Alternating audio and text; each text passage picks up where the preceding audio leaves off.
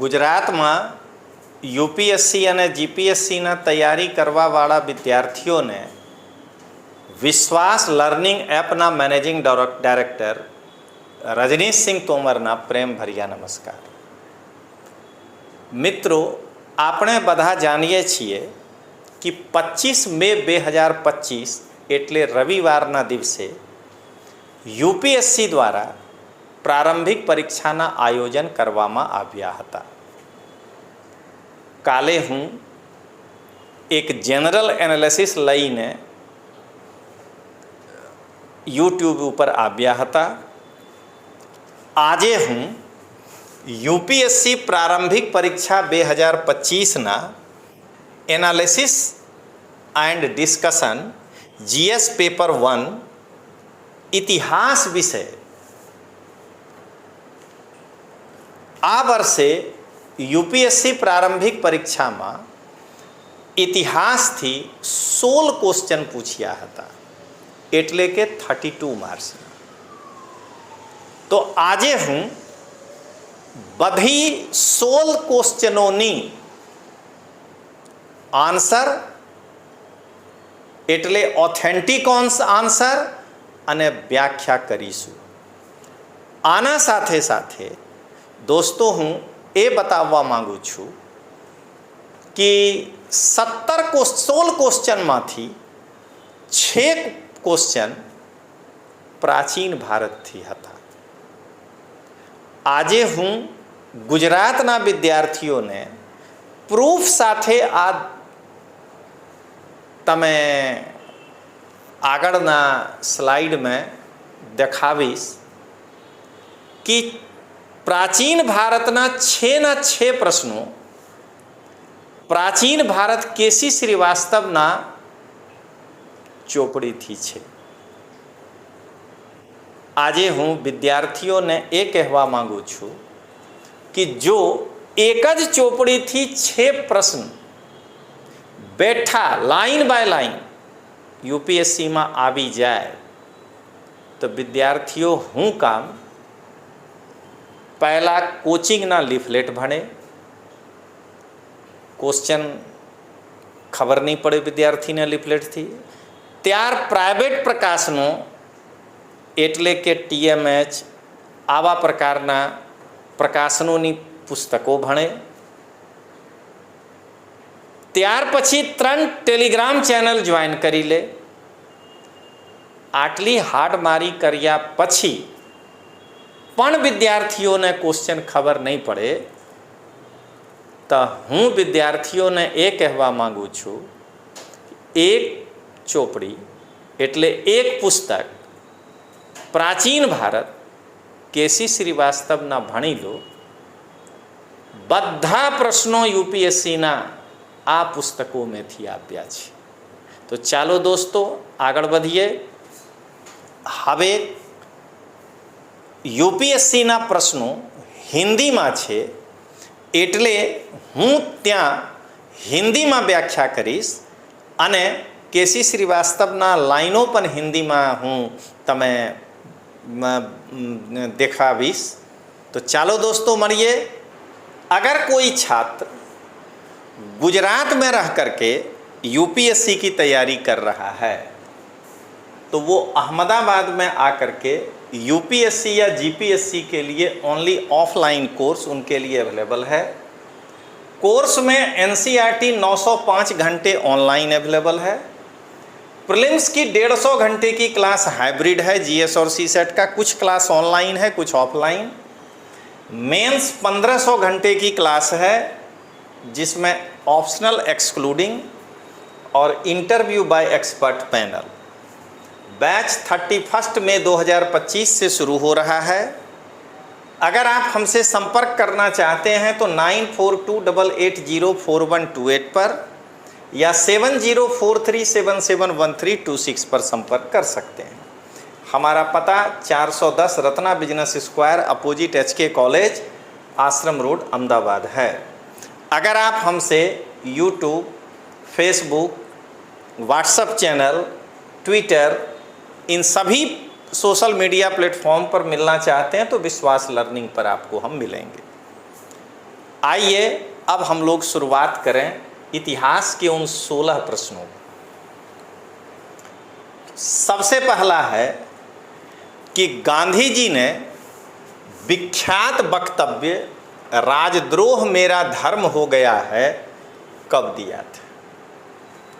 ए Champaran, B Dandi में नमक कानून का सार्वजनिक रूप से उल्लंघन करने के समय, लंदन में द्वितीय गोलमेज सम्मेलन सेकेंड राउंड टेबल कांग्रेस में शामिल होने के समय, और भारत छोड़ो आंदोलन के प्रारंभ के समय। यदि हमसे पूछिएगा दोस्तों तो मैं तो आज भी यही कहूँगा कि इसमें जब गांधी जी को चौरी चौरा कांड के बाद यानी असहयोग के बाद गिरफ्तार किया गया था तो वे नवजीवन अपने अखबार में लिखे थे ये लाइन, तो असहयोग के बाद की घटना है। लेकिन एक बार गांधी जी दांडी नमक कानून में भी ये बात कहे थे, तो उस हिसाब से ये आंसर बी है कि दांडी में नमक कानून का सार्वजनिक रूप से उल्लंघन करने के बाद गांधी जी यही कहे कि अगर ये नमक कानून तोड़ना राजद्रोह है तो राजद्रोह मेरा धर्म है। तो उस हिसाब से ये सही है, लेकिन ऐसे बेस्ट तो वही होता कि वो जो असहयोग आंदोलन के बाद कहे थे। लेकिन अब जो ऑप्शन है जवाब उसी में खोजना है। अब आइए दोस्तों, मोहनजोदड़ो से प्राप्त नाचती हुई लड़की डांसिंग गर्ल नामक प्रख्यात नारी लघु मूर्ति किस पदार्थ की बनी? इंद्रगोप मणि, कार्निलियन, मृतिका क्ले, सी कांस्य और डी स्वर्ण। हम सभी जानते हैं कि इसका आंसर है कांस्य, लेकिन मैं आपको पहले ही बता चुका हूं कि प्राचीन भारत के सभी सवाल को मैं केसी श्रीवास्तव से लाइन बाय लाइन मिला के दिखाऊंगा। तो देखिए जरा इसके बाद कि किस तरह से ये देखिए हमने ये लाल लगाया है उस किताब से, धातु मूर्तियां। पाषाण के अतिरिक्त सैंधव कलाकारों ने धातुओं से भी सुंदर प्रतिमाओं का निर्माण किया। मोहनजोदड़ो, चन्हूदड़ो, लोथल, कालीबंगा आदि स्थलों से धातु की मूर्ति मिली है। धातु निर्मित मूर्तियों में सर्वाधिक उल्लेखनीय मोहनजोदड़ो से 4.5 सेंटीमीटर लंबी एक नर्तकी की कांस्य मूर्ति है। अब इससे ज़्यादा क्या डायरेक्ट आपको सवाल में दिखेगा? तो बाकी और भी लिखे हैं, यह सुंदर और भावयुक्त है, इसके शरीर पर वस्त्र नहीं है, पैरों का निचला हिस्सा टूट गया है, बायां हाथ कलाई से लेकर कंधे तक चूड़ियों से भरा है, नीचे की ओर लटक रहा है, बहुत सारा चीज़ है। लेकिन आप देखिए डायरेक्ट क्यों अपनी ऊर्जा हम लोग 4 टेलीग्राम चैनल ज्वाइन करके दिन रात बर्बाद करते हैं, क्या कहते हैं, यूट्यूब में घुमा घुमा के कई जगहों पर जाके लेक्चर देखते हैं, उसके बाद जो है कोचिंग का लिफलेट लेते हैं, फिर प्राइवेट प्रकाशन का किताब लेते हैं। इतनी ऊर्जा में 4 लाइन में क्वेश्चन आ जा रहा है। अब आइए दोस्तों आगे, चौरी चौरा घटना के परिणाम स्वरूप बंदी बनाए गए लोगों को किसने विधिक प्रतीक्षा एक्चुअली लीगल डिफेंस प्रदान किया? चितरंजन दास, मदन मोहन मालवीय और कृष्णकांत, डॉक्टर सैफुद्दीन किचलू और ख्वाजा हसन निजामी, एम ए जिन्ना। तो देखिए इसको कैसे आइसोलेट करिएगा। मोहम्मद अली जिन्ना का कार्य क्षेत्र है बम्बई। बम्बई से ये चौरी चौरा के घटना में, और वो कब, वो भी चौरी चौरा के समय में, जिन्ना इतना बड़ा लोकप्रिय नहीं हो गया है कि वो देश के किसी भी भाग में जाकर के लीगल असिस्टेंट दे सके। सीआर दास तो पहले ही असहयोग आंदोलन के विरोधी थे, बाद में उनको मनाया गया था। तो यानी इस 2 में से कोई एक होगा। अब सैफुद्दीन किचलू और ख्वाजा हसन निजामी, इनका कार्यक्षेत्र पंजाब है, और इनका केवल और केवल नाम जो है वो रोलेट एक्ट के विरोध में जो रामनवमी का जुलूस निकाले थे और उसके कारण जो जलियांवाला बाग कांड हुआ था उससे है। तो मदन मोहन मालवीय एकदम बनारस में रहते हैं, चौरी चौरा कांड बगल में हुआ है। तो आंसर जो है चांस है मदन मोहन मालवीय और कृष्णकांत, ये है उत्तर बी। अब आइए दोस्तों, निम्नलिखित में से किस एक घटना के उपरांत, चौथा क्वेश्चन, गांधी जी ने जो अस्पृश्यता का सतत विरोध करते रहे और सभी क्षेत्रों में से उसके उन्मूलन के लिए अपील करते रहे, अपने राजनीतिक और सामाजिक कार्यक्रम में हरिजनों के उत्थान को शामिल करने का निश्चय किया? पूना समझौता, गांधी इरविन समझौता, भारत छोड़ो आंदोलन के समय कांग्रेस नेताओं की गिरफ्तारी और भारत सरकार अधिनियम 1935 की प्रस्तावना। फिर देखिए, ये तो याद है लाइन हम लोगों को इतिहास में कि पूना समझौता है अंबेडकर साहब के साथ, जिसके बाद इन्होंने ये काम को शामिल किया।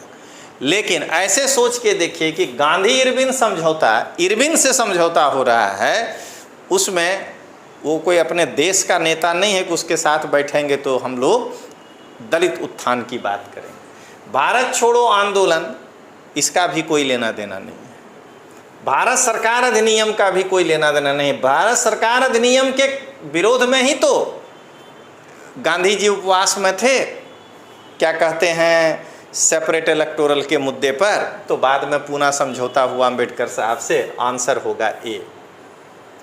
अब आइए दोस्तों, निम्नलिखित फलों पर विचार कीजिए, पपीता, अनानास, अमरूद। उपरोक्त में से कितने 16वीं और 17वीं शताब्दी में पुर्तगालियों द्वारा भारत में लाए गए थे? केवल एक, केवल दो, सभी तीन, कोई भी नहीं। तो ये तो एनसीईआरटी का लाइन है दोस्तों, आप पढ़ के देखिएगा। पपीता, अनानास, अमरूद और काजू पुर्तगालियों ने 16वीं 17वीं शताब्दी में भारत लाया था। अब काजू ऑप्शन है न, तो सभी तीन, इसका आंसर होगा सी। अब आइए दोस्तों, इनमें से कौन आत्मसम्मान आंदोलन, सेल्फ रिस्पेक्ट मूवमेंट के संस्थापक थे? Periyar E V Ramaswamy Naicker, doctor BR Ambedkar, Bhaskar Rao Jadhav और दिनकर राव जावलकर। अब ये सब डायरेक्ट लाइन है किताब का। ये पेरियार रामास्वामी नायकर जी सेल्फ रिस्पेक्ट मूवमेंट से जुड़े थे कि हर इंसान को अपना एक रिस्पेक्ट होता है। तो अगर कोई व्यक्ति दलित है या अगर कोई व्यक्ति निचले जाति से है, सो कॉल्ड, भगवान के नज़र में कोई नहीं है ऊंचा नीचा, सब बराबर है। लेकिन सामाजिक तौर पे जिसको कहा जाता है तो उसका भी एक आत्मसम्मान होता है, तो उसके लिए ये आंदोलन चलाए थे। अब आइए दोस्तों आगे, राजा राम मोहन राय के बारे में निम्नलिखित कथनों पर विचार करिए। उनमें प्राच्य विश्व के पारंपरिक दार्शनिक सिद्धांतों के प्रति अत्यंत अनुराग और समादर था। उनकी कामना थी कि उनके देशवासी तर्कसंगत और वैज्ञानिक दृष्टिकोण और सभी पुरुष और महिलाओं की मानवीय गरिमा और सामाजिक समता के सिद्धांत को माने। उपर्युक्त कथनों में से कौन से सही है? हैं केवल एक, केवल दो, एक और दो, ना तो एक और ना ही दो। आंसर है दोनों स्टेटमेंट सही है। क्यों? क्योंकि प्राच्य विश्व के पारंपरिक दर्शन सिद्धांतों के प्रति उनको अनुराग तो था और वे हमेशा ये मानते थे कि पुरुष महिलाओं की मानवीय गरिमा, ये कहाँ से निकला? सती प्रथा का विरोध। अगर वो ये नहीं मानते कि महिलाओं की भी गरिमा है तो सती प्रथा का विरोध क्यों करते? तो आंसर हो गया सी। अब आइए दोस्तों, असहयोग कार्यक्रम के बारे में निम्नलिखित विषयों पर विचार कीजिए।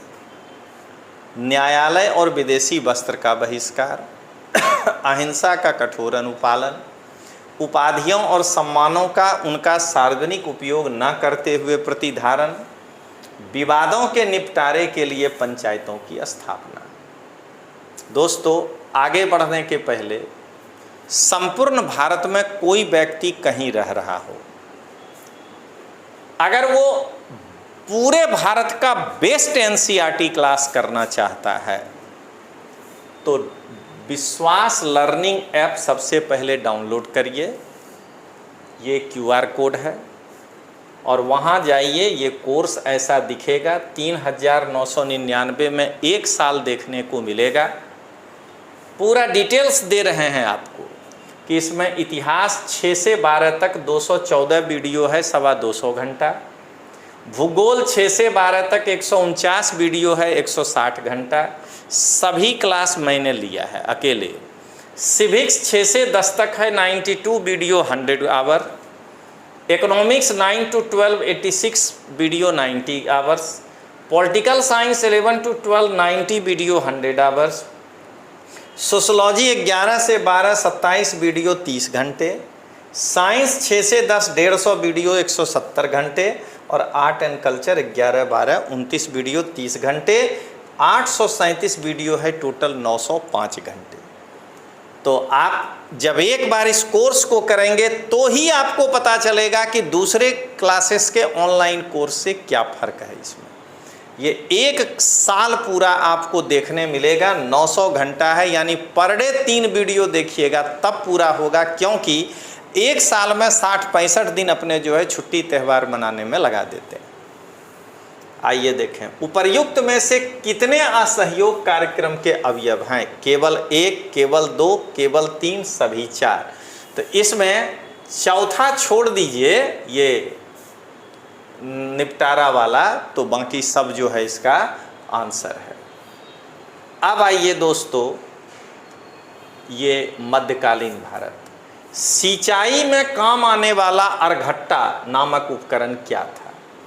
एक घिरनी से खींचा जाने वाला चमड़े का बना पानी का थैला।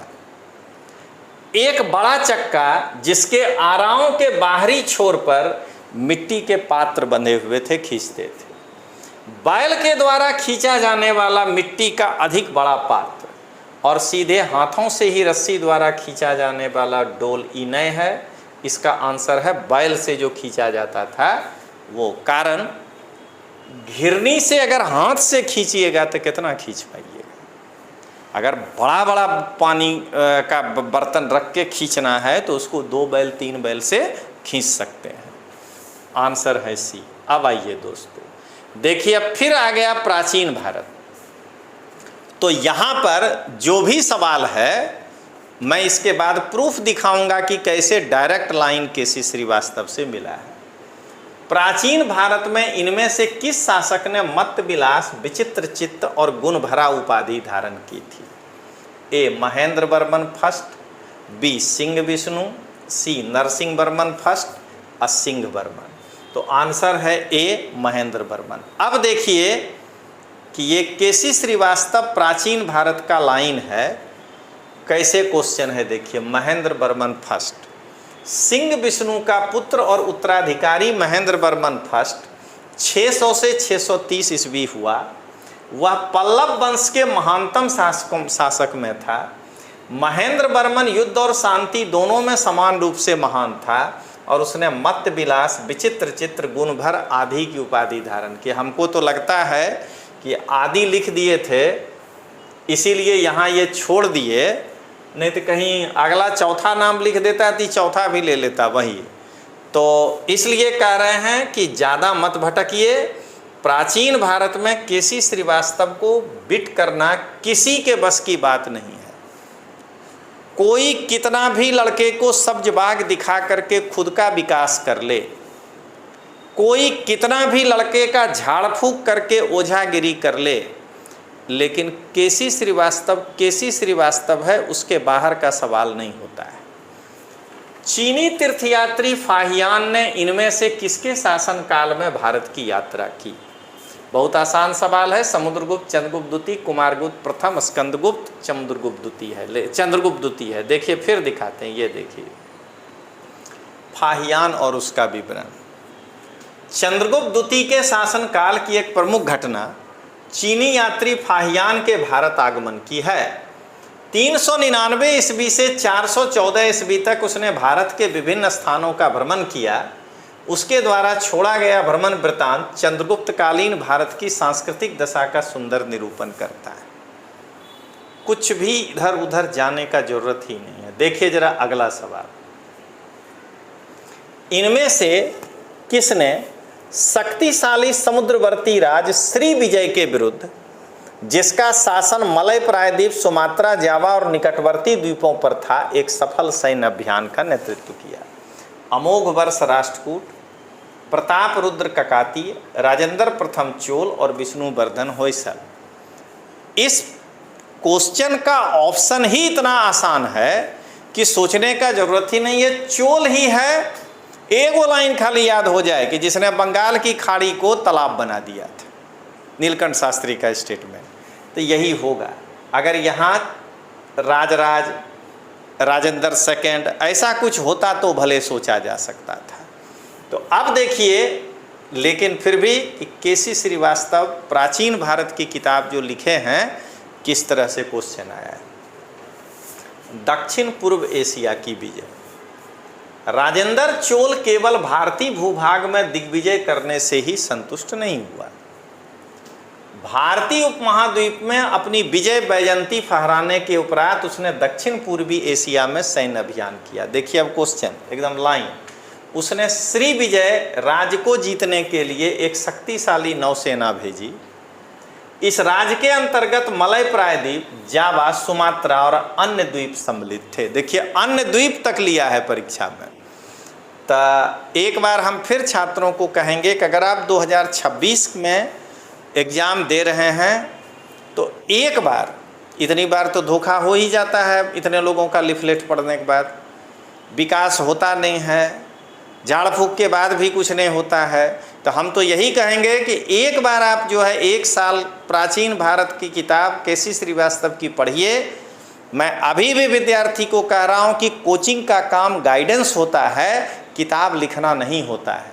ये जो भी लोग आपको ये बताने का प्रयास करता है कि हम ये किताब लिखे हैं, पहले उसकी हैसियत ही नहीं है उस विषय की जानकारी की, क्योंकि एक सिंपल बीए पास उस विषय में वो ना तो पीएचडी किया है और मास्टर, वो लिख ही नहीं सकता है। वो हाँ कटिंग कर सकता है दूसरे किताबों से और उस किताब को बाहर कर सकता है। ये वही है पुराने गानों को रिमिक्स करने वाली बात। अब आइए दोस्तों आगे देखें। प्राचीन भारत के संदर्भ में निम्नलिखित युग्मों पर विचार कीजिए। अस्मक, गोदावरी, कंबोज, बिपास, अवंती महानदी, कोसल सरयू। कोसल सरयू में है, सब जानता है। अस्मक गोदावरी किनारे हैं, सब जानते हैं। दिक्कत है कि अवंती और कंबोज है कि नहीं। तो अवंती हम अंदाज पर क्यों पढ़ें कि अरे महानदी तो उड़ीसा से गुजरती है। देखिए केसी श्रीवास्तव, उपर्युक्त में से कितने युग्म सही सुमेलित हैं, तो आंसर है केवल 2। तो देखिए जरा, सबसे पहले कोसल क्या कहता है, फैजाबाद मंडल, बस इतने में हो गया कि सरयू नदी है। सई नदी से गंडक नदी के बीच में सरयू नदी ही बहती है। अब आइए दूसरा, देखिए डायरेक्ट गोदावरी नदी के तट पर है अस्मक। अवंती देखिए वेत्रवती नदी बहती है। तो अब ये बताइए कि इसके बाद कौन सा ऐसा चीज़ है जो आप इस आंसर में नहीं निकाल पाएंगे। अब अगर कोई विद्यार्थी यूपीएससी प्रारंभिक परीक्षा के लिए प्रीलिम्स का कोर्स 2026 के लिए करना चाहता है ऑनलाइन, तो विश्वास लर्निंग ऐप वो डाउनलोड करे और ये वाला कोर्स जाके ज्वाइन कर ले। इसमें विज्ञान 150 वीडियो है 170 घंटा, कल्चर 29 वीडियो है 30 घंटा, पर्यावरण 40 वीडियो है 60 घंटा, भूगोल 194 वीडियो है 225 घंटा, राज्य व्यवस्था 222 वीडियो है 250 घंटा, इतिहास में लगता है हमको, क्योंकि अभी ये कोर्स चल ही रहा है, 250 वीडियो होगा 275 घंटा। इकोनॉमिक्स में हम ये बहुत कम लिखे हैं, लेकिन 100 वीडियो होगा, ये कोर्स चल रहा है 150 घंटा। और साइंस टेक में 150 वीडियो होना चाहिए 175 घंटा, यानी 1135 वीडियो 1335 घंटा। यानी ये तो 4 वीडियो रोज देखिएगा तब आपका जो है एक ख़त्म होगा। अब 1500 घंटा मान लीजिए, तब 5 घंटा रोज पढ़िएगा तो 1 साल में ख़त्म होगा। चलिए, 1 साल की वैलिडिटी है। प्रथम गंधर्व महाविद्यालय जो एक संगीत प्रशिक्षण विद्यालय था, विष्णु दिगंबर पलुस्कर द्वारा 1901 में कहाँ स्थापित किया गया था? तो दिल्ली, ग्वालियर, उज्जैन, लाहौर तो इसका आंसर है लाहौर। ये एक कोई भी मेन स्ट्रीम के किताब से क्वेश्चन नहीं है, कोई भी मेन स्ट्रीम आप पढ़ लीजिए नहीं मिलेगा। अब आइए, जैसा कि अशोक के अभिलेखों से ज्ञात होता है, प्रादेशिक रज्जुक और युक्त किस स्तर के अधिकारी थे?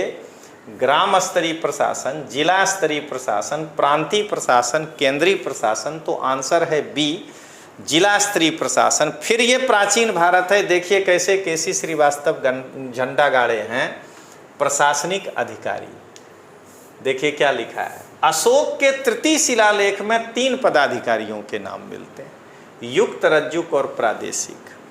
पहले ही क्या लिखा है, ये जिले के अधिकारी होते थे, राजस्व वसूल करने, ये बाद में, पहला हो गया जिला का अधिकारी। अब आइए प्रादेशिक, देखिए जरा, ये डिविजनल कमिश्नर, संभागीय आयुक्त, वही जिला के से थोड़ा सा बड़ा।